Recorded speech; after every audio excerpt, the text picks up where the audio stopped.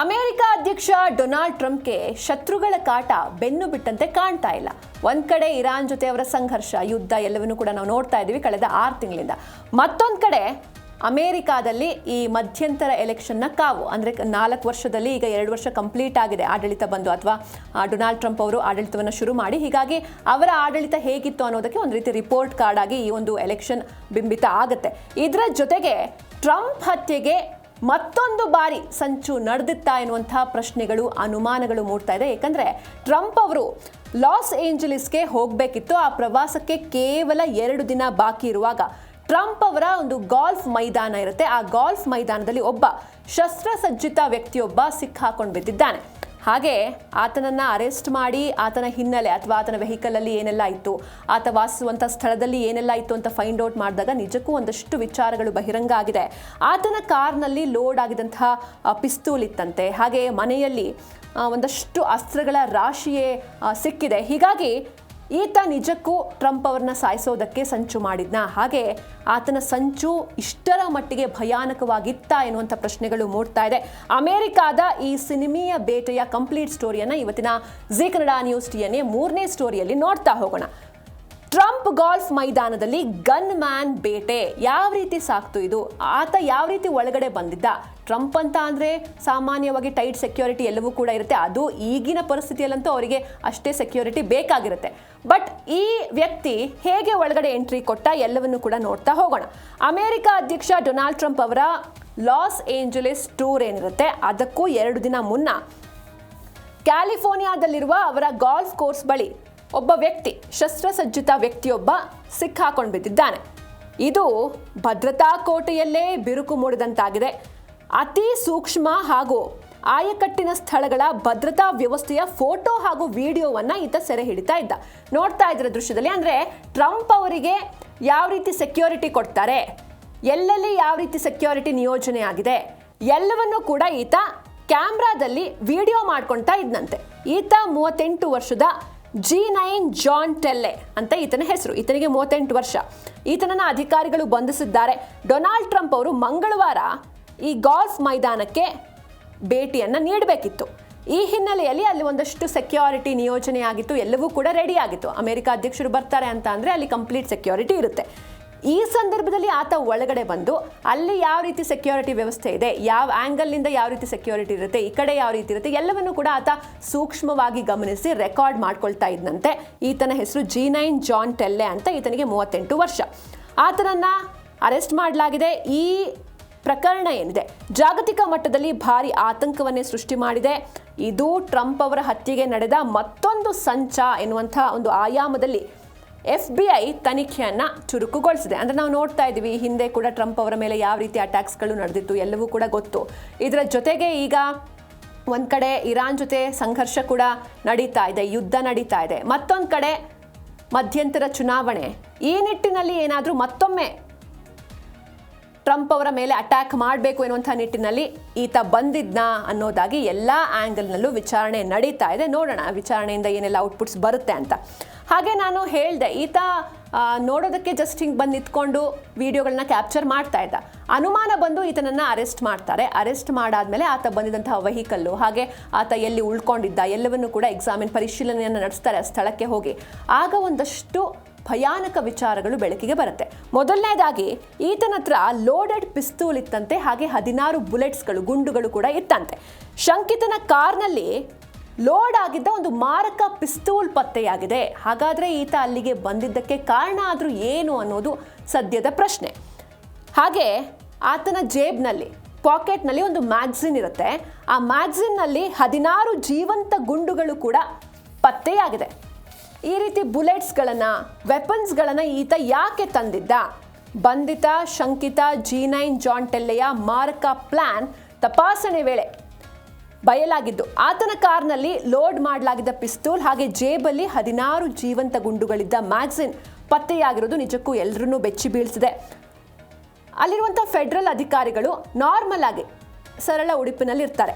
ಅವರ ಕಣ್ಣನ್ನು ತಪ್ಪಿಸಿ ಗಾಲ್ಫ್ ಮೈದಾನದ ಒಳಗೆ ಈತ ನುಗ್ತಾನೆ. ಹಾಗೆ ಅಧ್ಯಕ್ಷ ಡೊನಾಲ್ಡ್ ಟ್ರಂಪ್ ಅಟೆಂಡ್ ಮಾಡಬೇಕಿದ್ದಂತಹ ರಿಪಬ್ಲಿಕನ್ ಪಾರ್ಟಿಯ ಪ್ರಮುಖ ನಿಧಿ ಸಂಗ್ರಹಣೆ ಭೋಜನಕೂಟ ಅದನ್ನೇ ಈತ ಟಾರ್ಗೆಟ್ ಮಾಡಿದ್ನಾ ಎನ್ನುವಂಥ ಅನುಮಾನ ಕೂಡ ದಟ್ಟವಾಗ್ತಾ ಇದೆ. ಟ್ರಂಪ್ ಭೇಟಿಗೂ ಮುನ್ನವೇ ರಹಸ್ಯವಾಗಿ ಈತ ನುಗ್ಗಿ ಭೀಕರ ಅನಾಹುತವನ್ನು ಸೃಷ್ಟಿ ಮಾಡೋದಕ್ಕೆ ಸಂಚು ರೂಪಿಸಿದ್ನಾ ಎನ್ನುವಂಥ ಪ್ರಶ್ನೆಗಳು ಮೂಡ್ತಾ ಇದೆ. ಹಾಗಾದ್ರೆ ಈತನ ಅಸಲಿ ಉದ್ದೇಶ ಏನು ಅನ್ನೋದರ ಕುರಿತು ಅಧಿಕಾರಿಗಳು ಈಗ ತೀವ್ರ ವಿಚಾರಣೆಯನ್ನು ನಡೆಸ್ತಾ ಇದ್ದಾರೆ. ಪದೇ ಪದೇ ಟ್ರಂಪ್ ಅವರ ಮೇಲೆ ಈ ರೀತಿ ಅಟ್ಯಾಕ್ಸ್ ಮಾಡೋದಕ್ಕೆ ಪ್ಲಾನ್ಗಳು ನಡೀತಾ ಇದೆ. ಅಟ್ಯಾಕ್ಸ್ಗಳು ಕೂಡ ಒಂದೊಂದು ಕಡೆ ಸಕ್ಸಸ್ ಕೂಡ ಆಗಿದೆ, ಹಿಂದೆ ನೋಡಿದ್ವಿ. ಬಟ್ ಯಾರು ಮಾಡಿಸ್ತಾ ಇದ್ದಾರೆ, ಈತ ಯಾರು, ಈತನ ಹಿನ್ನೆಲೆ ಏನು, ಈತನನ್ನ ಮುಂದಿಟ್ಕೊಂಡು ಯಾವುದಾದ್ರು ಒಂದು ದೊಡ್ಡ ಸಂಘಟನೆ ಈ ರೀತಿ ಮಾಡ್ತಾ ಇದೆಯಾ, ಹೀಗೆ ಹಲವಾರು ಆಂಗಲ್ಸ್ಗಳಲ್ಲಿ ತನಿಖೆ ನಡೀತಾ ಇದೆ. ಹಾಗೆ ನಾನು ಆಗಲೇ ಹೇಳಿದೆ ಆತನ ಪಾಕೆಟ್ನಲ್ಲಿ ಏನೆಲ್ಲ ಇತ್ತು, ಜೊತೆಗೆ ಆತ ಬಂದಿದ್ದಂಥ ಕಾರ್ನಲ್ಲಿ ಏನೆಲ್ಲ ಸಿಕ್ತು ಅಂತ. ಇದರ ಜೊತೆಗೆ ಆತ ವಾಸ ಮಾಡ್ತಾ ಇದ್ದಂತಹ ಮನೆಯಲ್ಲಿ, ಆತನ ಕೋಣೆಯಲ್ಲೂ ಕೂಡ ಒಂದಷ್ಟು ವೆಪನ್ಸ್ಗಳು ಸಿಕ್ಕಿದೆ. ಅದನ್ನು ಕೂಡ ನೋಡ್ತಾ ಹೋಗೋಣ. ಶಂಕಿತನ ಮನೆಯಲ್ಲಿ ಅಸ್ತ್ರಗಳ ರಾಶಿಯೇ ಇತ್ತಂತೆ. ಹಾಗಾದ್ರೆ ಈತ ಯಾರು, ಈತನಿಗೆ ಈ ವೆಪನ್ಸ್ಗಳನ್ನ ಸಪ್ಲೈ ಮಾಡಿದ್ಯಾರು, ಈತನ ಹಿಂದೆ ಯಾರಿದ್ದಾರೆ? ಬಂಧಿತ ಶಂಕಿತನ ಮನೆಯ ಮೇಲೆ ಪೊಲೀಸರು ನಡೆಸಿದಂತಹ ದಾಳಿಯಲ್ಲಿ ಬೃಹತ್ ಪ್ರಮಾಣದ ಶಸ್ತ್ರಾಸ್ತ್ರಗಳ ಭಂಡಾರವೇ ಪತ್ತೆಯಾಗಿದ್ದು, ಆತನ ಬಳಿ ಇದ್ದಂತಹ ನಿಷೇಧಿತ ರೈಫಲ್ಗಳು, ಅಲೋನೇ ಇಲ್ದಿರುವಂತಹ ರೈಫಲ್ಗಳು ಆತನ ಹತ್ರ ಇತ್ತು, ಮದ್ದು ಗುಂಡುಗಳಿತ್ತು, ಅಂದರೆ ಈ ಗನ್ ಪೌಡರ್ ಅದು ಇದು ಎಲ್ಲ ಇತ್ತು. ಹಾಗೆ ಗುಂಡು ನಿರೋಧಕ ನಡುವಂಗಿಗಳು, ಅಂದರೆ ಈ ಬಾಡಿ ಆರ್ಮರ್. ಈಗ ನಾವು ಅಟ್ಯಾಕ್ ಮಾಡಿದಾಗ ನಮಗೆ ಯಾರಾದರೂ ರಿಟರ್ನ್ ಅಟ್ಯಾಕ್ ಮಾಡಿದ್ರೆ ಆಬ್ವಿಯಸ್ಲಿ ಸೆಕ್ಯೂರಿಟಿ ಇರುತ್ತೆ, ರಿಟರ್ನ್ ಅಟ್ಯಾಕ್ ಮಾಡಿದಾಗ ನನಗೆ ತಾಗಬಾರ್ದು ಬುಲೆಟ್ ಪ್ರೂಫ್ ಬಾಡಿ ಆರ್ಮರ್ಗಳನ್ನ ಕಂಡು ಇವು ಎಲ್ಲ ಇದ್ವಂತೆ. ಅಧಿಕಾರಿಗಳೇ ಬೆಚ್ಚಿ ಬಿದ್ದಿದ್ದಾರೆ. ಕೇವಲ ಅಸ್ತ್ರಗಳಷ್ಟೇ ಅಲ್ಲದೆ ಆತನ ನೋಟ್ಬುಕ್ನಲ್ಲಿ ಒಂದಷ್ಟು ಆತ ಬರ್ಕೊಂಡಿರ್ತಾನೆ. ಈ ಹತ್ಯೆಗೆ ರಿಲೇಟೆಡ್ ಆಗಿರುವಂಥ ಕೆಲವು ಭಯಾನಕ ಟಿಪ್ಪಣಿಗಳು, ಲೈನ್ಸ್ಗಳು, ಹಾಗೆ ಸ್ಕೆಚ್ಗಳು ಕೂಡ ಪತ್ತೆಯಾಗಿರೋದು ಸಂಚಿನ ಗಂಭೀರತೆಯನ್ನು ಬಿಚ್ಚಿಟ್ಟಿವೆ. ಜೊತೆಗೆ ಈತನ ನಾವು ಕ್ರಿಮಿನಲ್ ಬ್ಯಾಕ್ಗ್ರೌಂಡ್ನ ನೋಡ್ತಾ ಹೋಗೋದಾದರೆ ಆಲ್ರೆಡಿ ದರೋಡೆ ಸೇರಿದಂತೆ ಹಲವು ಕ್ರಿಮಿನಲ್ ಪ್ರಕರಣಗಳಲ್ಲಿ ವಾಂಟೆಡ್ ಆಗಿದ್ದ ಈತ ಒಬ್ಬನೇ ಈ ಭೀಕರ ಸ್ಕೆಚ್ ಹಾಕಿದ್ನಾ ಅಥವಾ ಇದರ ಹಿಂದೆ ಯಾವುದಾದ್ರೂ ನೆಟ್ವರ್ಕ್ ಇದೆಯಾ ಎನ್ನುವಂಥ ಆ್ಯಂಗಲ್ಸ್ ಅಲ್ಲಿ ತನಿಖೆ ಶುರುವಾಗ್ತಾ ಇದೆ. ಅಂದರೆ ಈತ ಆಲ್ರೆಡಿ ವಾಂಟೆಡ್, ಈತ ಆಲ್ರೆಡಿ ಒಬ್ಬ ಕ್ರಿಮಿನಲ್. ಸೊ ಈತನನ್ನ ಬಳಸ್ಕೊಂಡು ಯಾವುದೋ ಒಂದು ಸಂಘಟನೆ ಅಥವಾ ಯಾರಾದರೂ ಈ ರೀತಿ ಮಾಡ್ತಾ ಇರಬಹುದಾ ಎನ್ನುವಂಥ ಒಂದಷ್ಟು ಪ್ರಶ್ನೆಗಳು ಮೂಡ್ತಾ ಇದೆ. ಹೀಗಾಗಿ ಅಧ್ಯಕ್ಷರ ಭದ್ರತಾ ವಲಯಕ್ಕೆ ಈತ ನುಗ್ಗಿರೋದು ಭಾರೀ ಭದ್ರತಾ ಲೋಪವನ್ನು ಇಡೀ ಜಗತ್ತಿಗೆ ಎತ್ತಿ ತೋರಿಸ್ತಾ ಇದೆ. ಸಾಲು ಸಾಲು ಈ ರೀತಿ ಅಟೆಂಪ್ಟ್ಸ್ಗಳು ಅಮೆರಿಕ ಅಧ್ಯಕ್ಷ ಡೊನಾಲ್ಡ್ ಟ್ರಂಪ್ ಮೇಲೆ ನಡೀತಾ ಇದೆ. ಈಗ ಮತ್ತೊಂದು ಅಟೆಂಪ್ಟ್ ಇದು. ಹೀಗಾಗಿ ಇದರ ನಡುವೆ ಟ್ರಂಪ್ ಹೈ ಅಲರ್ಟ್ ಆಗಿದ್ದಾರೆ. ಕಳೆದ ಕೆಲವು ತಿಂಗಳುಗಳಲ್ಲಿ ಟ್ರಂಪ್ ವಿರುದ್ಧ ನಡೀತಾ ಇರುವಂತಹ ಸತತ ದಾಳಿಯ ಯತ್ನ ಇದು. 2024 ಸೆಪ್ಟೆಂಬರಲ್ಲಿ ಆಗಿರುತ್ತೆ ಇದೇ ರೀತಿ ಒಂದು ಅಟ್ಯಾಕ್. ಅದಾದಮೇಲೆ ಅಂದರೆ ಅಟ್ಯಾಕ್ ಮಾಡೋದಕ್ಕೆ ಅಟೆಂಪ್ಟ್ ಆಗಿರುತ್ತೆ. ಅದಾದಮೇಲೆ ಅದು ವಿಚಾರಣೆ ಅದು ಇದು ಎಲ್ಲ 2025ರಲ್ಲಿ ಆರಂಭವಾಗುತ್ತೆ. 2025ರಲ್ಲಿ ಫ್ಲೋರಿಡಾದಲ್ಲೂ ಕೂಡ ಟ್ರಂಪ್ ಅವರ ಹತ್ಯೆಗೆ ಒಂದು ವಿಫಲ ಯತ್ನ ನಡೆದಿರುತ್ತೆ. ಅಂದರೆ ಇದು ಆಗಿರೋದು 2024ರಲ್ಲೇ, ಬಟ್ ಅದು ವಿಚಾರಣೆ ಅದು ಇದು ಅಂತ ಆರಂಭ ಆಗಿದ್ದು 2025ರಲ್ಲಿ. ಅಮೆರಿಕ ಅಧ್ಯಕ್ಷ ಡೊನಾಲ್ಡ್ ಟ್ರಂಪ್ ವಿರುದ್ಧ ಸತತವಾಗಿ ನಡೀತಾ ಇರುವಂತಹ ಹತ್ಯೆ ಯತ್ನಗಳ ಬೆನ್ನಲ್ಲೇ ಇದೀಗ ಕ್ಯಾಲಿಫೋರ್ನಿಯಾದಲ್ಲಿ ಮತ್ತೊಂದು ಭೀಕರ ಸಂಚು ಬಯಲಾಗಿರೋದು ಶ್ವೇತಭವನ ಹಾಗೂ ರಕ್ಷಣಾ ಸಂಸ್ಥೆಗಳನ್ನು ಹೈ ಅಲರ್ಟ್ ಸ್ಥಿತಿಯಲ್ಲಿ ಇರಿಸಿದೆ. 2025ರಲ್ಲಿ ಏನು ಫ್ಲೋರಿಡಾದಲ್ಲಿ ನಡೆದಂತಹ ಒಂದು ವಿಫಲ ಹತ್ಯೆ ಯತ್ನದ ನೆನಪು ಇನ್ನೂ ಕೂಡ ಮಾಸಿಲ್ಲ. ಅದು ಮಾಸುವ ಮುನ್ನವೇ ಈ ಘಟನೆ ಮತ್ತೆ ಮರುಕಳಿಸಿದ್ದು. ಪ್ರಸ್ತುತ ಬಂಧಿತ ಶಂಕಿತ ಟೆಲ್ಲೆ ವಿರುದ್ಧ ದರೋಡೆ ಹಾಗೂ ಕಾನೂನು ಬಾಹಿರ ವೆಪನ್ಸ್ಗಳನ್ನು ಹೊಂದಿರುವಂತಹ ಪ್ರಕರಣಗಳನ್ನು ದಾಖಲಿಸಲಾಗಿದೆ. ಹಾಗೆ ನಾನು ಹೇಳಿದ್ನಲ್ಲ ಈಗ ಈ ಹಿಂದೆ ಫ್ಲೋರಿಡಾದಲ್ಲಿ ಒಂದು ಅಟೆಂಪ್ಟ್ ಆಗಿರುತ್ತೆ, ಫೇಲ್ಡ್ ಅಟೆಂಪ್ಟ್ ಅಂತ. ಅದ್ರ ಹಿಂದೆ ನಾವು ಇಡೀ ಜಗತ್ತು ಕೂಡ ಮರೆಯೋದಕ್ಕೆ ಸಾಧ್ಯ ಇಲ್ಲ. ಇದೇ ರೀತಿ ಎಲೆಕ್ಷನ್ ಟೈಮ್ನಲ್ಲಿ ಪ್ರಚಾರಕ್ಕಂತ ಟ್ರಂಪ್ ಅವ್ರು ಹೋಗಿರ್ತಾರೆ, ಆಗ ಜಸ್ಟ್ ಮಿಸ್ ಅವರ ಕಿವಿಗೆ ಗುಂಡು ತಾಗುತ್ತೆ. ಅದಾಗಿ ಒಂದು 2 ತಿಂಗಳಲ್ಲಿ ಸೆಪ್ಟೆಂಬರ್ನಲ್ಲಿ 2024ರಲ್ಲಿ ಫ್ಲೋರಿಡಾದಲ್ಲಿ ಮತ್ತೆ ಅಟೆಂಪ್ಟ್ ಆಗುತ್ತೆ, ಅದು ಫೇಲ್ ಆಗುತ್ತೆ. 2025ರಲ್ಲಿ ಅದರ ವಿಚಾರಣೆ ಆರಂಭವಾಗುತ್ತೆ. ಈಗ ಮತ್ತೆ ಒಂದೇ ವರ್ಷದಲ್ಲಿ ಮತ್ತೆ ಈ ರೀತಿ ಅಟೆಂಪ್ಟ್ ನಡೀತಾ ಇದೆ.